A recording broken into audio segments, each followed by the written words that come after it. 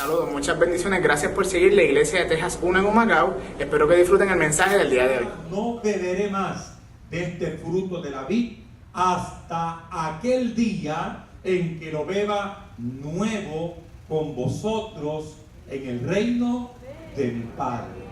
Señor, te doy gracias por esta hermosa palabra, por esta ordenanza y principio bíblico que la iglesia lleva a cabo como uno de los sacramentos, Padre, para recordar, para conmemorar y participar de lo que será ese momento glorioso de un día poder participar contigo en el reino de los cielos. Hoy quiero disertar tu palabra, esperando que siga siendo bálsamo, consuelo y aliciente a la vida nuestro y nos pueda concienciar sobre esta gran verdad de participar de este sacramento en el nombre de Jesús.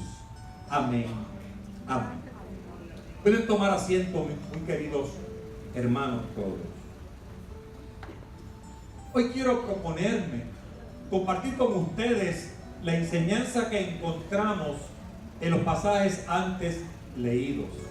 Lo cierto es que la iglesia es invitada para que pueda desarrollar, practicar con cierta regularidad lo que hoy nosotros llevaremos a cabo, que es participar de la cena del Señor. Como todos sabemos, este evento fue instituido por el Señor, aun cuando ya el judío conocía y sabía las implicaciones que era la Pascua. Sabemos que Jesús le da un significado y una interpretación diferente a lo que desde ahí en adelante representaría para los creyentes que abrazarían la fe de Jesucristo y a este como el Señor y Salvador de sus vidas. A raíz de esto, la iglesia naciente, que se convierte en la iglesia primitiva, que practicaba con mucha regularidad en las casas y en el templo, participando de esta actividad, hoy nosotros queremos compartir, porque sé que hay hermanos nuevos que se han unido a nuestra comunidad de fe y que desconocen de dónde surge y dónde tiene base bíblica el que nosotros practiquemos de este acontecimiento. Lo cierto es que aquellos que venimos de la iglesia tradicional sabemos que por regularidad, por lo general, esta se practica casi todas las semanas.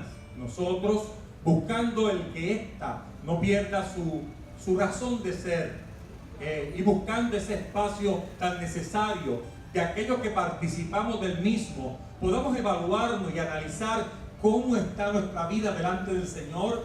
Damos un tiempo propicio para que entre una participación y la otra haya un tiempo razonable y podamos entonces arreglar, corregir aquellos aspectos en nuestras vidas que entendamos que no nos hacen partícipes de la misma.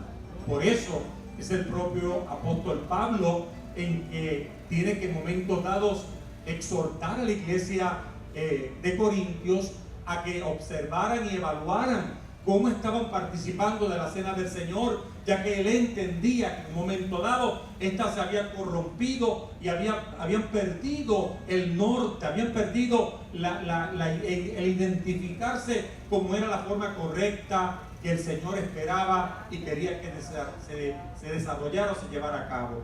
El apóstol usa una palabra muy fuerte y dice él que no tomando la cena del Señor indignamente.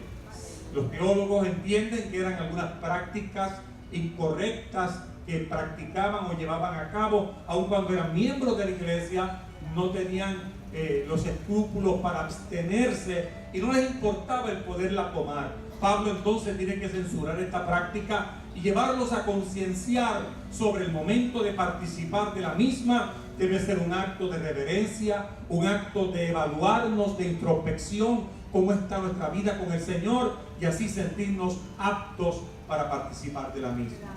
En ningún momento el apóstol Pablo pretende el que no tomaran la misma, no pretende jamás el juzgarlo, sino más bien advertirles sobre lo que es la forma correcta de llevar a cabo este sacramento que la iglesia lleva a cabo, practica a raíz de que fuimos invitados por el Señor a llevar el mismo a cabo.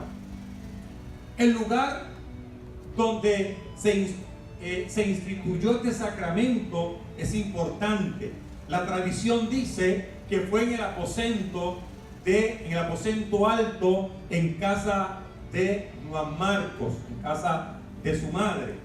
Si fuese la casa de Juan Marcos o no, en realidad no es el acto más importante, sino que fue dentro de los muros como lo establecía la ley, dentro de Jerusalén. Seguramente se lleva a cabo muy cerca de lo que sería el monte que se erigió posteriormente el templo del Señor. Es significativo este lugar escogido por Jesucristo para instituir lo que sería el sacramento de la cena del Señor. El judío conocía muy bien, como dije hace un momento, lo que era la Pascua. Esta se celebraba para el 14 de Nisan, la noche que todo israelita había comido la Pascua, una vez que salía de Egipto, donde había estado esclavo por más de 430 años, amén, y que como ordenanza se había estipulado que mataran un cordero, con la sangre de este pudieran pintar los dinteles y las puertas, los postes, debo decir, y los dinteles de las puertas de sus casas, para que el ángel de la muerte no entrara a matar al primogénito de cada familia. Así lo hicieron, participando de aquel cordero que iba señalando e indicando lo que sería la palabra profética de un día el Mesías, Jesucristo, entregar y dar su vida por todos nosotros. Durante cerca de 1400 años, 1450 años, el pueblo de Israel había celebrado lo que era la liberación de la esclavitud en Egipto, llevando a cabo lo que todos conocemos como la fiesta de la Pascua como tal. Fueron liberados de la esclavitud por lo que ya dije, la sangre de aquel cordero que se aplicaba en el dintel de sus casas mientras comían su carne asada al fuego. Si no hubiera sido por esa sangre en el dintel de sus casas, Israel también hubiera tenido la misma muerte que los egipcios. A diferencia fue la sangre de aquel cordero como señal de protegerlos y librarlos. Dice usted amén, amado. En esta ocasión y en los versos considerados de Mateo capítulo 26, esa noche escogió Jesucristo para instituir este sacramento que ahora, como dije, cobraría un significado diferente. Antes era la salida del pueblo de Egipto por su esclavitud de más de 400 años y conducirlos a lo que sería la tierra de Canaán, la tierra de la provisión, la tierra de la abundancia del pan como tal. Ahora, al él sentarse a la mesa, tomaría una connotación diferente. Ahora el cordero no sería el animal que fue sacrificado o que usualmente utilizaban para consumirlo la familia, sino que ahora él se presenta como aquel cordero que ocuparía el lugar para llevar a cabo el sacrificio más excelso. Cuando dicen amén, amado, como tal. Mientras comían, Jesús tomó la copa, les dijo: tomad, comed, esto es mi cuerpo. Todavía, sin lugar a dudas, tenían tal vez el sabor de lo que era la Pascua. Tal vez estaban todavía disfrutando lo que había sido el llevarla a cabo y cumplirla, ya que el Señor vino a cumplir la ley. Tenía que celebrar la Pascua, pero posteriormente celebró lo que sería entonces, lo que quería dar a conocer, el nuevo pacto, que sería presentarse él como el cordero para el sacrificio. Es entonces cuando les dice: tomad, comed, esto es mi cuerpo. Debe ser una experiencia difícil de entender para aquellos judíos que aceptaban la fe de Jesucristo. Ahora él se presenta cuando toma aquel pedazo de pan sin levadura y se lo da a comer a cada uno de ellos. Antes de entregárselo le dice: tomad, comed, esto es mi cuerpo. O sea, hace una analogía sobre aquello que le entregaba. Amén. Y debe haber sido sorprendente ellos internalizar que él estaba identificándose con aquel acto que ahora tomaría un significado diferente. Es entonces donde se da la institución del pan. Y el verso 26, cuando le dice entonces: tomad, comed, esto es mi cuerpo. Estos fueron los últimos momentos que Jesús compartió con sus discípulos juntos luego naturalmente sabemos que sería llevado para ser sacrificado. Jesús tenía la intención que sus discípulos relacionaran la cena del Señor con la Pascua y con su muerte expiatoria, que vieran el paralelismo que había entre aquel cordero que los había librado de aquella esclavitud de 40 años y como victoria los había sacado sanos, libres hacia la tierra de Canaán. Ahora Jesús les presenta Él como el cordero que los sacaba de su miseria, de su dolor, de sus pecados y los conduciría a una vida transformada y cambiada por el poder de Dios, haciendo de ellos una iglesia naciente, una iglesia con un norte claro a una eternidad con Él, siendo Él el objeto de que todo hombre que reconociera, que aceptara su sacrificio, tendría la misma oportunidad de tener un lugar en el cielo. ¿Cuántos dicen amén? Después de celebrar la primera Pascua, el pueblo de Israel inició lo que conocemos como su éxodo, cuando estaban en Egipto, un camino difícil, lleno de pruebas, de dificultades, hacia lo que sería la tierra que fluiría leche y miel. Pero qué interesante el paralelismo cuando lo vemos en Jesús. Jesucristo, después de celebrar su primera cena del Señor, inició su éxodo hacia la agonía del Getsemaní, como prisionero, con vituperado, juzgado, golpeado, flagelado, coronado de espinas. La muerte en la cruz sería el final que le esperaba.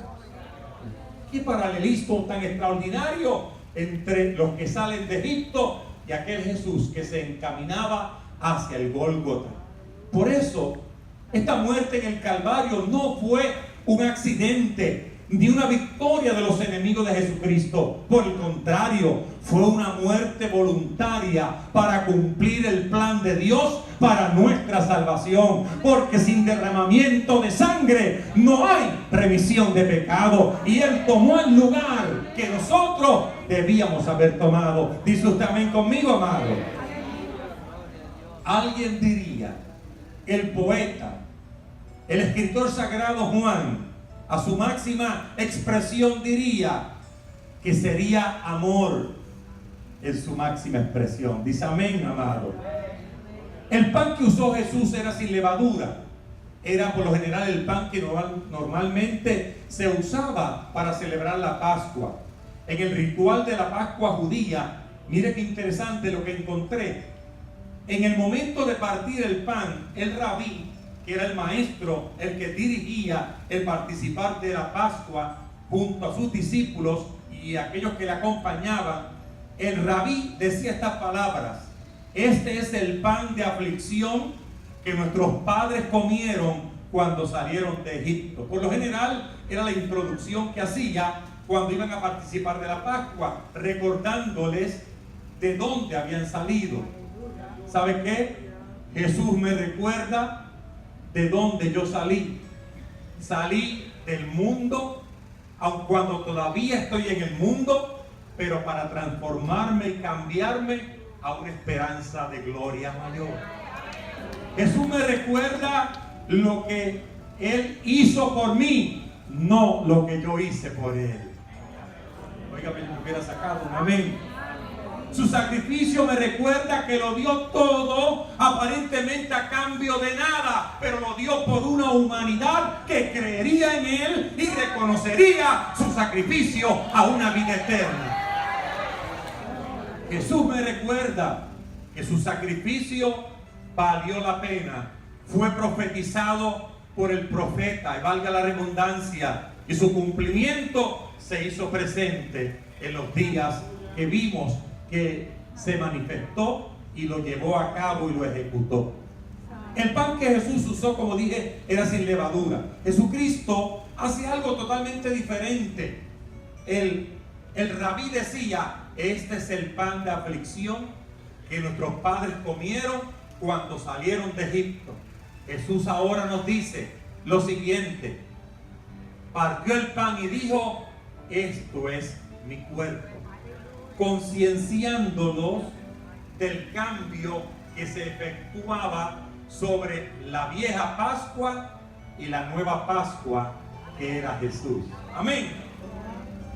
En Isaías 53:3, el profeta inspirado y en este pasaje mesiánico lo dijo de la manera siguiente: despreciado y desechado entre los hombres, varón de dolores, experimentado en quebranto. Verso 5: mas él herido fue por nuestras rebeliones, fue molido por nuestros pecados, el castigo de nuestra paz fue sobre él, y por su llaga fuimos nosotros curados. Qué expresión maravillosa. El profeta nos lleva a recordar aquel sacrificio más allá de la cruz y el madero, el ser molido, el ser vituperado, el ser flagelado hasta la máxima exponencia de su cuerpo, ser molido por nosotros. Es entonces cuando partió el pan y le da a sus discípulos: tomad, comed, esto es mi cuerpo.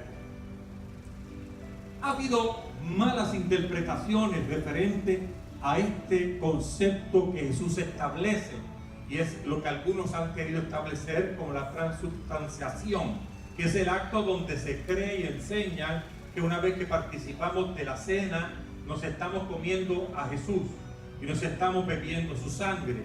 En ningún momento Jesús pretendió que tales elementos representativos, el pan como su cuerpo y el fruto de la vid, amén, la uva, el jugo de uva representara su sangre, era que nos los íbamos a ingerir. Por el contrario, era un acto representativo, como en momento dado, y lo vamos a ver más adelante, Jesús utilizaba expresiones similares para referirse a su entorno, a cosas u objetos, para traer una enseñanza mayor. Pero no pretendía jamás Jesús que el ser humano entendiera que literalmente al comer el pan comíamos su cuerpo, o que al beber del fruto de la vid nos estábamos bebiendo su sangre, como algunas iglesias tratan de enseñar, pero que Jesús no en ningún momento estableció ese principio.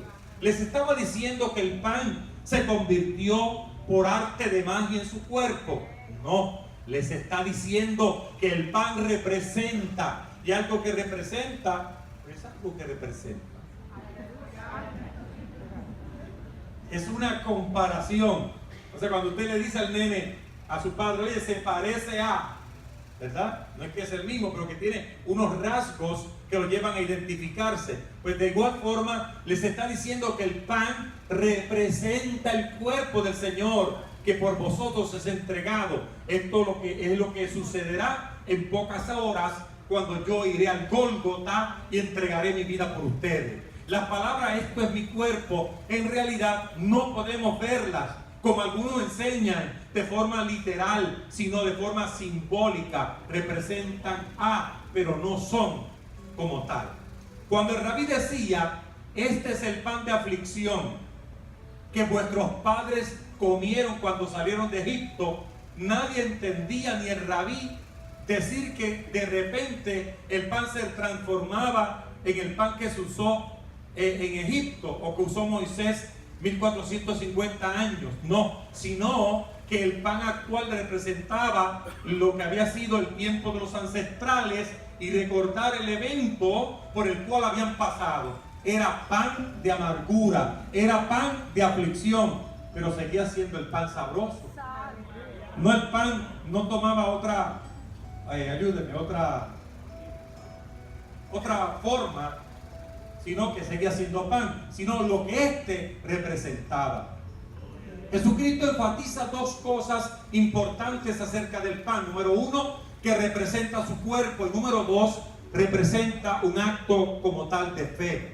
La fe en su cuerpo partido, que sería la ofrenda a favor nuestro para pagar por nuestros pecados. Tomad, comed, o sea, participen de ellas. Les hacía extensivo aquel acto para que lo internalizaran, para que se identificaran, para que se relacionaran con lo que dentro de un momento sería entregar su vida por todos. Durante todo el tiempo de su ministerio, sabemos que Jesucristo, como dije, usó de manera simbólica al hablar ciertas cosas. Por ejemplo, En Juan 6:54 nos dice: el que come mi carne y bebe mi sangre tiene vida eterna, de forma simbólica, no literal. Juan 6:47, el que cree en mí tiene vida eterna, lo que ofrece el Señor si le somos fieles hasta el fin de nuestros días. Pero qué interesante entender que el que no come muere de inanición. La persona que no ingiere alimento pues va a morir de inanición.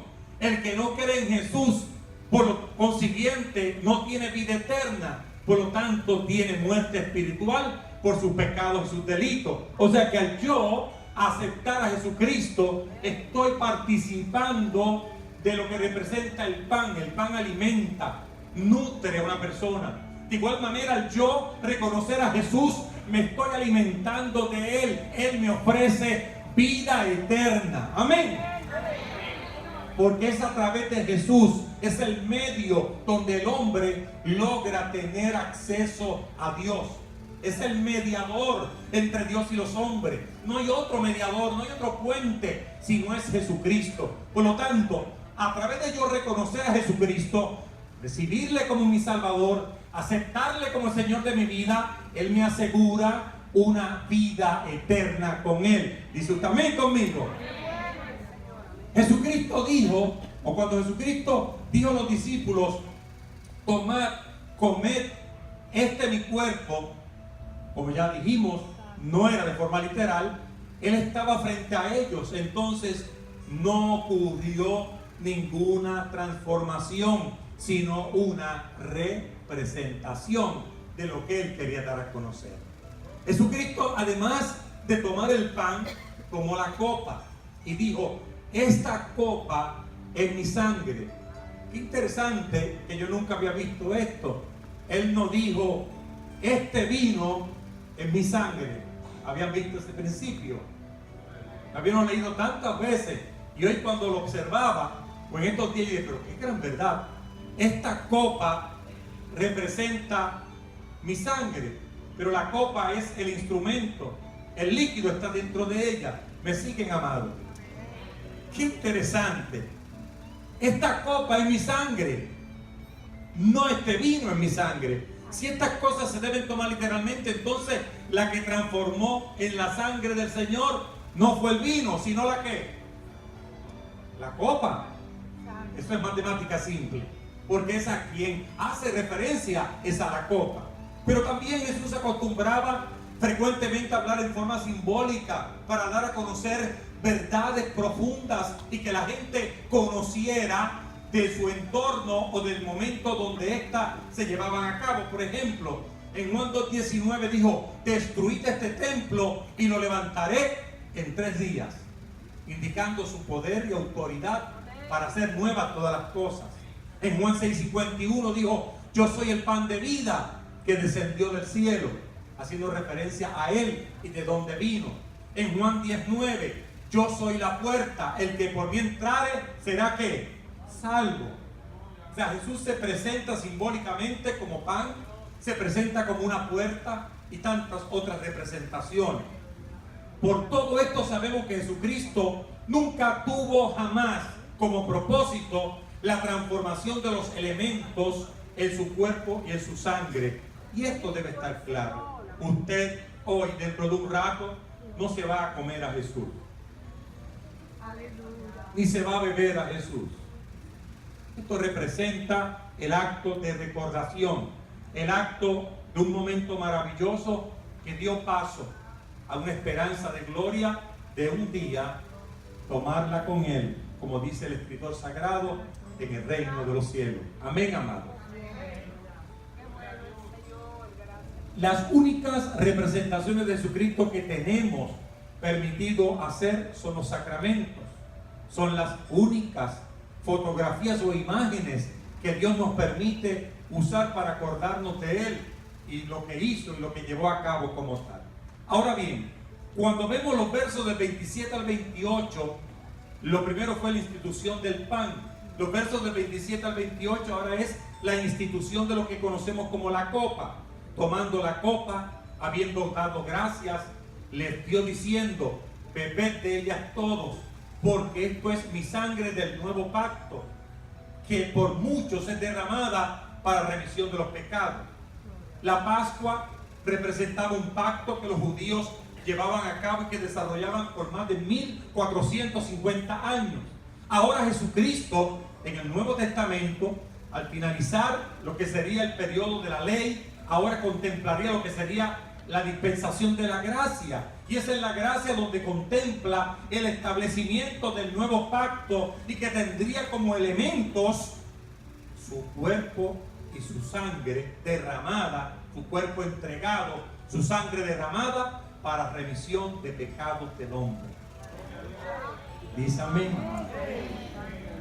El Evangelio de Lucas y aún Pablo en 1 Corintios 11, la lectura que siempre usamos, dice: esta copa es el nuevo pacto en mi sangre. Mateo dice: esta es mi sangre del pacto. O sea que ese momento de la cena del Señor representa un pacto nuevo que Jesús establecería con sus discípulos y que al nosotros participar del mismo recordamos el pacto que hicimos un día.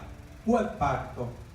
De reconocerle como el Señor de nuestras vidas, de apartarnos de todo pecado y maldad, de mantenernos fieles y en santidad y sobre todo anhelando un día estar con Él en una vida eterna.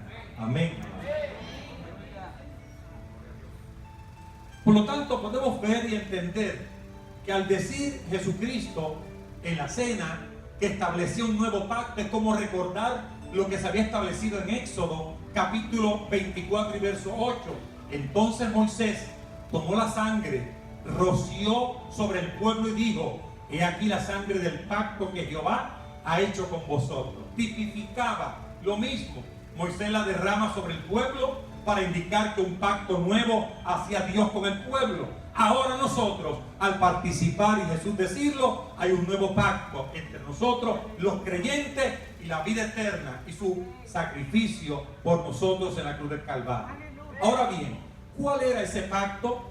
Que Dios perdonaba los pecados de su pueblo porque Él sería su redentor por medio de su sangre. Jesucristo estaba enseñando que la sangre entonces que Él habría de derramar en unas horas sería la sangre de un pacto nuevo y diferente en su nombre.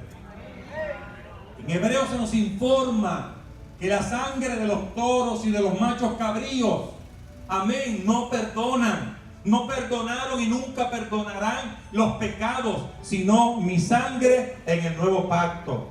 Y usted dirá: entonces, pastor, ¿qué ocurría bajo aquel pacto antiguo?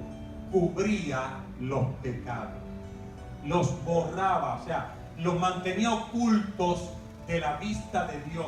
Era un medio provisional, pero no perdonaba pecados. Por eso es que cuando Jesucristo muere en la cruz del Calvario, y aquellos que habían creído y que habían practicado sobre lo que era aquel acto del viejo pacto, el sacrificio de Cristo en la cruz del Calvario, para aquellos que creyeron y vivieron en el pacto viejo, fue retrospectivo y fue prospectivo. ¿Entienden ese principio? Fue desde ahí en adelante a la nueva iglesia y creyentes que creerían en Él, pero también siendo que por medio de aquellos medios disponibles del sacerdote y los sacrificios que no perdonaban los pecados, sino que los cubrían, los tapaban para que el ojo de Dios no fuera sobre el pueblo y los exterminara. Cuando Cristo muere, su sacrificio se hizo ¿qué? Retrospectivo. Su sangre también los alcanzó a ellos para redimirlos, perdonarlos de sus pecados. Amén, amados. Qué misterio maravilloso nos cita la palabra. En Éxodo 24:8 entonces Jesucristo hizo un pequeño cambio, pero que significó demasiado. La sangre del pacto que Jehová ha hecho con vosotros, sino ahora mi sangre del pacto. O sea, ahora quien está haciendo el pacto, ¿quién es? El Hijo, en el acto para perdonarlo. Mateo 28 lo presenta: porque esta es mi sangre del nuevo pacto, que por muchos es derramada para remisión de los pecados. Fíjense ustedes que dice por muchos. O sea que no solamente aplicaba a los 11 o 12 que estaban reunidos en el aposento alto en la casa de Juan Marcos, que eran unos cuantos, sino que ahora trasciende sus expresiones y dice: esto que yo estoy haciendo, este nuevo pacto, no solamente es por ustedes, sino que será por otros, por muchos. Y yo pregunto, tu nombre estaba ahí, mi nombre estaba ahí, el que me alcanzaría aquel nuevo pacto en conocerle y hacer de él mi Señor y mi Salvador. Por lo tanto, Isaías lo lleva a expresarlo proféticamente de la siguiente manera. Verso 11 de Isaías 53. Le estamos llevando, amado, para que vean la comparación entre lo que fue la promesa a Israel del nuevo pacto, pero la promesa ahora a nosotros como iglesia. Isaías, hablando de nosotros, dijo: verá el fruto de la aflicción de su alma, quedará satisfecho por su conocimiento, justificará a mi siervo a muchos y llevará las iniquidades de ellos. En ese pasaje de Isaías 53, verso 11, cuando habla del verá el fruto de la aflicción, o sea, el fruto es lo que se obtiene después del proceso de cultivo de todo. O sea, el producto del sacrificio de Cristo dará como resultado unos frutos. ¿Y será quién? Nosotros, los hombres y las mujeres que creeremos en ese sacrificio. Y nuevamente recalca y dice: y será y justificará a mi siervo justo a muchos. Y muchos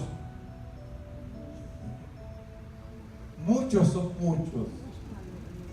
Muchos, mírelo así, muchos somos nosotros. La iglesia que posteriormente a ese pacto creería en él. Él murió por muchos, no por pocos. No solo por los judíos, que son pocos. No solo por los judíos, que son pocos, sino de todas las naciones, tribus, lengua, judíos, griegos, esclavos, libres, mujeres, hombres, una multitud que nadie puede contar. Eso se llaman los muchos que hasta el día de hoy siguen creyendo en ese pacto que Jesús hizo al morir en la cruz del Calvario, entregando su cuerpo y derramando su sangre para justificar a muchos. Por esto Jeremías 31:33 lo dijo de la manera siguiente: pero este es el pacto que haré con la casa de Israel después de aquellos días, dice Jehová. Daré mi ley en su mente, las escribiré en su corazón, y yo seré a ellos por Dios, y ellos me serán por pueblo. Añadió aquellos que no eran su pueblo y los hizo su pueblo. El escritor sagrado lo expresó de una manera tan hermosa que nosotros en nuestras oraciones decimos: ¿cuál es?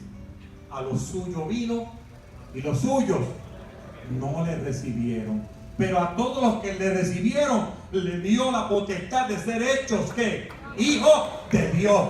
Yo soy parte, yo soy un adoptivo, pero con todos los derechos de un hijo natural. Yo he sido adoptado a la familia de los que creen, a la familia de los que perseveran y de aquellos que tendremos provisión a una vida eterna en Cristo Jesús.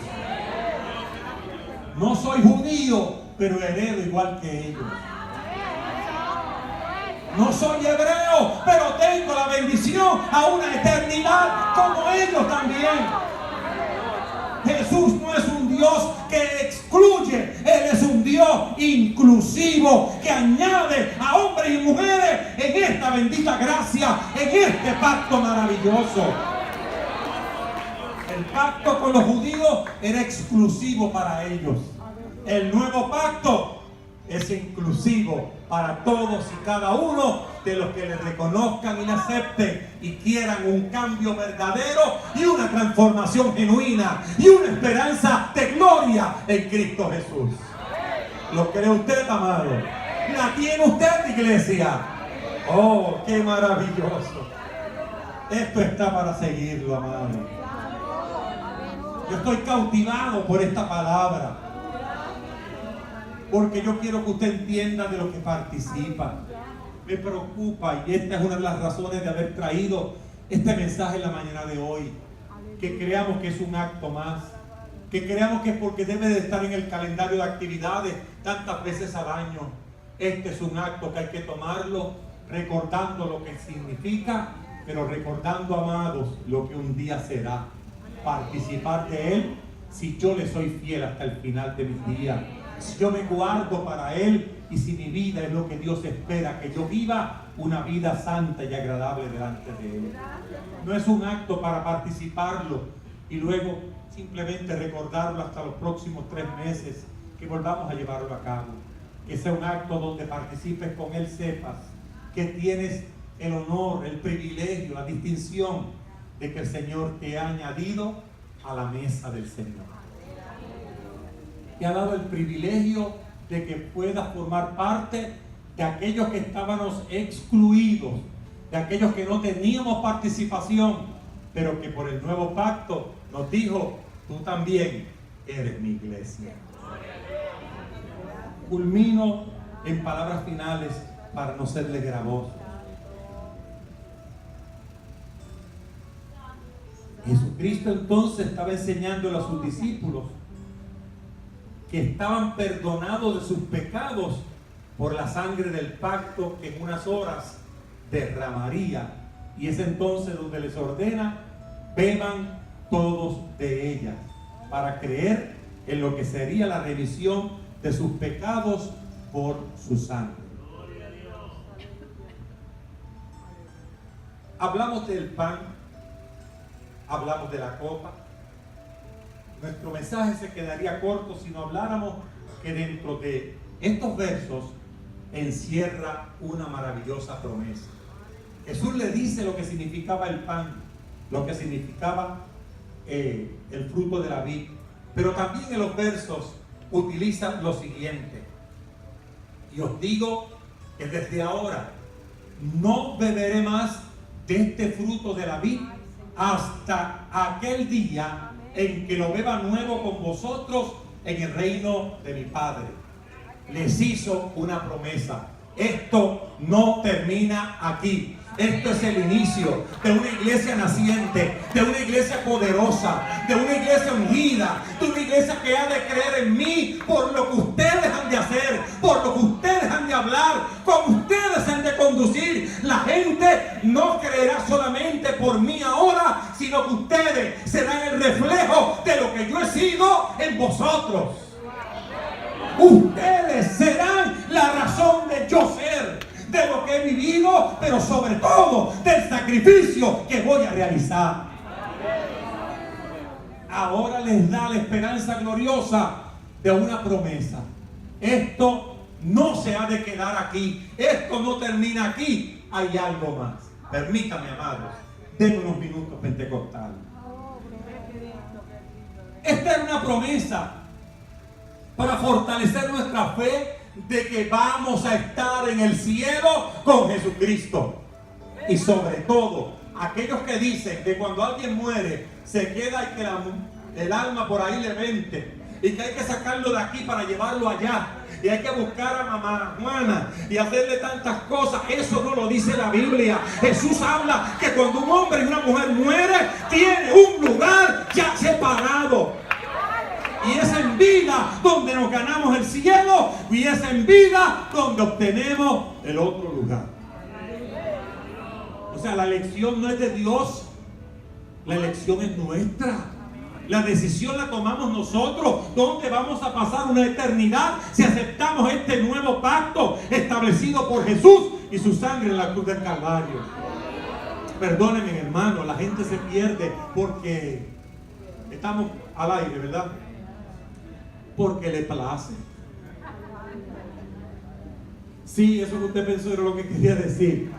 La gente se pierde porque desea perderse, porque tiene oportunidad de salvarse. ¿Cómo es posible si usted se está ahogando y yo le retiro el salvavidas, usted prefiere decir, no, que ahorita pasa la Guardia Nacional, ahorita pasa el Coast Guard. No, amado, coge el salvavidas adelante, que es lo primero que llegó. Vete en el primer viaje, no esperes el segundo, donde habrá gran tribulación, donde la iglesia pasará y aquellos que se queden por una tribulación angustiosa. Porque la iglesia se levantará antes de la gran tribulación. ¿Por qué vivir vidas descuidadas? ¿Por qué vivir vidas enajenadas de una entrega y de una búsqueda mayor? ¿Por qué entretenernos en los negocios de esta vida que son buenos, pero nos roban el tiempo y muchas veces nos mantienen alejados de Dios?